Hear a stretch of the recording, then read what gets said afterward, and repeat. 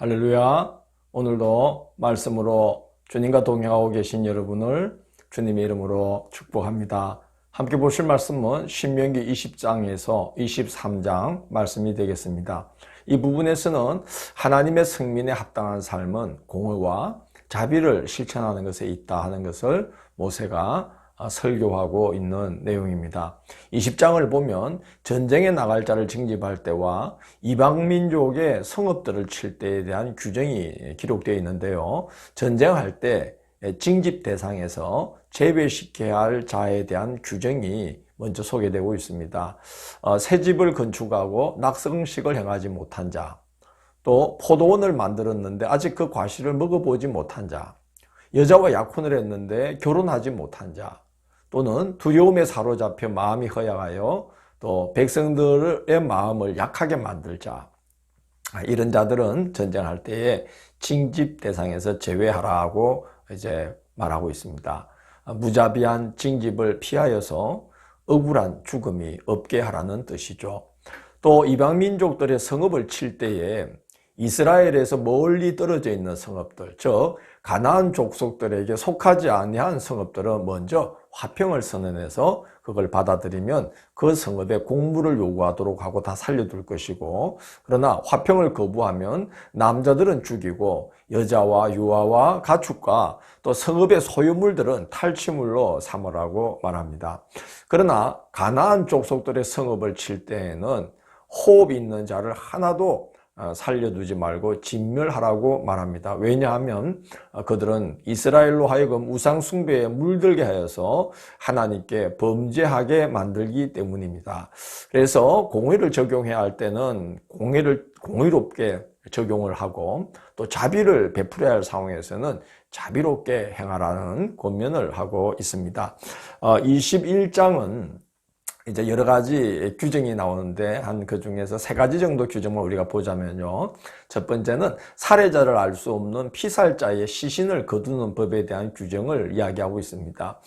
피살된 곳에서 살해자가 누구인지 알 수 없는 그 피살된 시신이 있는 곳에서 가장 가까운 성읍의 장로들과 제사장들이 암송아지를 취하여서 목을 꺾어서 피 흘린 죄를 대속하는 의식을 행하면서 성읍 사람들이 무죄함을 그 성읍의 지도자인 제사장들과 장로들이 고백을 하고, 또 억울한 피가 그 땅에서 흘려진 것에 대해서는 속죄함을 받음으로써 공의를 실천하기도 하고, 죽은 자에 대해서는 자비를 실천하기도 하는 그러한 이제 규정을 말하고 있습니다.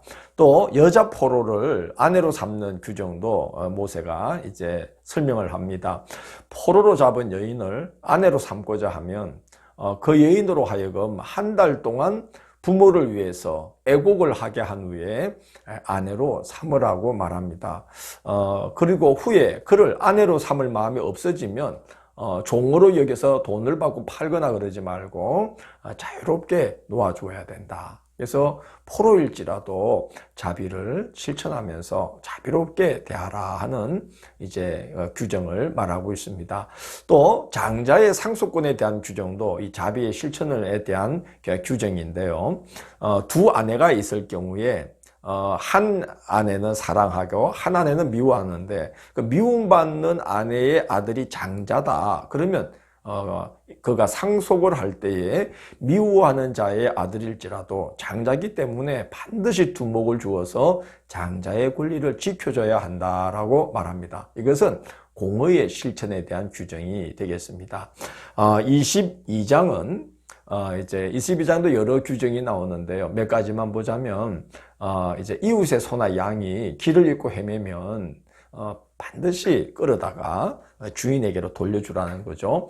또 소와 나귀가 길에 넘어져 있을 때 이웃이 이렇게 세우려고 애쓰고 있으면 못 본 척하고 가지 말고 반드시 도와줘서 이렇게 주라는 규정을 말합니다. 또 새를 사냥할 때에도 어미새와 새끼를 아울러 취하지 말고 어미는 놓아주라는 거죠. 그래야 하나님께서 그 땅에 복을 주신다는 거예요. 또 집을 지을 때도 지붕에 난간을 만들어서 사람이 떨어지지 않도록 배려하라 하는 규정을 말하고 있습니다. 이것은 다 자비의 실천에 관한 규정이 되겠습니다. 그리고 처녀가 결혼을 했는데 이제 남편이 아내를 비방거리로 삼으려고 처녀가 아니라고 누명을 씌울 경우 어떻게 해야 되느냐? 그 처녀의 부모가 그 성읍 장로들에게 그 자기 딸 처녀의 자리 옷을 펼쳐 보여서 누명을 벗겨주라는 거죠. 그리고 남편 된 자에게는 나쁜 마음을 품고 모함을 했으므로 은 100세겔로 여자의 아버지에게 벌금을 내고 그 여자는 평생 버리지 못할 평생의 아내로 삼게 해야 한다라고 규정을 합니다. 그런데 만일 처녀의 표가 없으면 그 여인이 창기의 행동을 한 것이므로 성읍 사람들이 돌로 쳐 죽일 것을 명령하고 있습니다. 이제 공의의 실천에 대한 규정이죠. 가나안의 문란한 성풍속에 물들지 않도록 하나님은 이스라엘에게 매우 엄격한 성윤리를 요구하고 있는 것을 볼 수 있습니다. 공의의 실천에 관한 규정이라고 볼 수가 있죠. 그만큼 가나안의 성풍속은 대단히 문란했던 것 같습니다.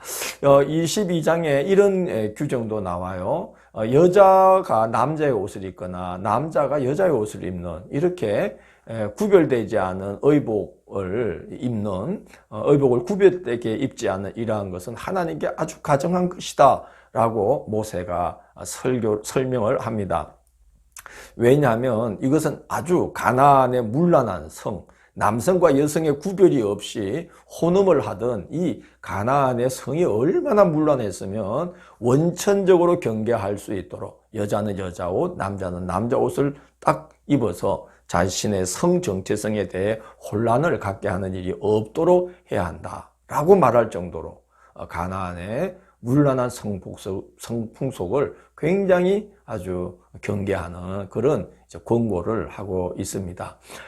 또 이제 마찬가지 그와 같은 이제 뜻으로 이제 모세가 권고하는 것은 포도원에 두 종자를 섞어서 뿌리지 말고 소나 나귀를 한 겨리로 묶어서 밭갈게 하지 말고 양털과 배실로 섞어 짠 천으로 옷을 만들지 말라 하는 이제 규정도 이야기합니다. 그만큼 하나님의 백성으로서 가나안과 혼합되는 것을 원천적으로 경계하게 만들도록 섞은 것을 아예 사용하지 못하게 하는 이런 아주 엄격한 공의의 실천을 요구하고 있는 것도 우리가 22장에서 볼 수가 있습니다.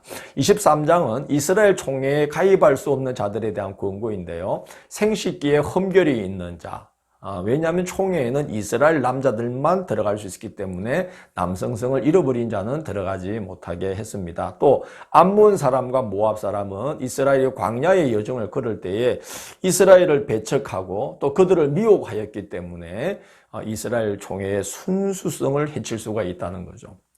그래서 이스라엘 총회는 하나님 앞에 구별된 모습으로 그 순수성과 정체성을 꼭 지킬 수 있도록 그렇게 총회에 들여보낼 수 있는 자에 대한 그 규정을 엄격하게 이렇게 정하고 있는 모습을 볼 수 있습니다. 그리고 또 23장에 보면 재미있는 그런 이제 또 규정도 있는데요. 진영을 청결하게 유지하는 것도 하나님의 뜻이라는 거예요. 하나님의 백성은 그래야 된다는 거예요.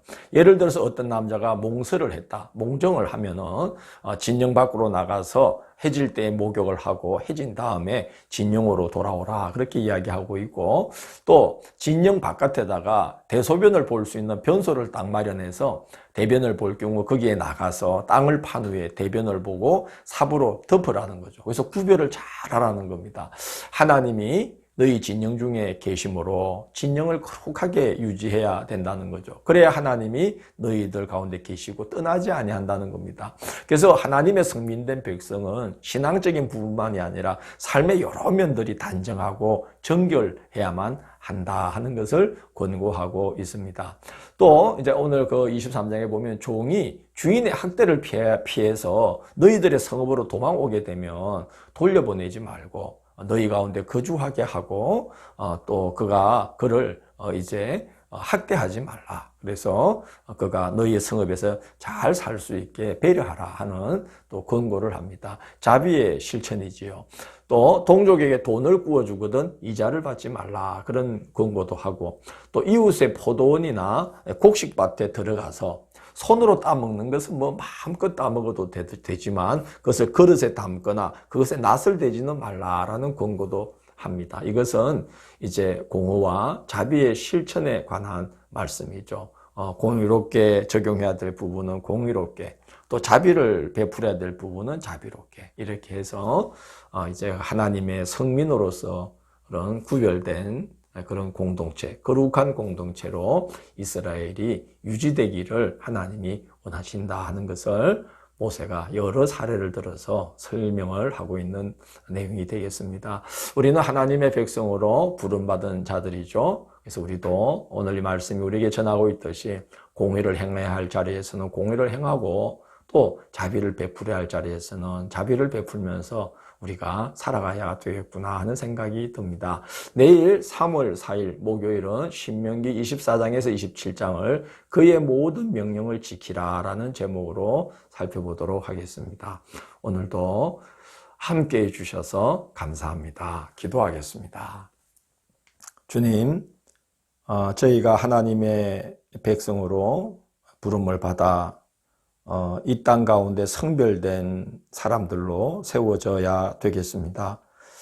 저희들에게 지혜를 주시고 분별력을 주셔서 하나님이 무엇을 원하시는지 말씀을 통해 확연히 알게 하실 뿐만 아니라 성령으로 그때그때 우리에게 지시하심으로 인하여 우리가 하나님의 백성다운 삶을 잘 지켜나가며 하나님의 영광과 거룩함을 우리 삶을 통해 잘 드러낼 수 있도록 인도해 주십시오.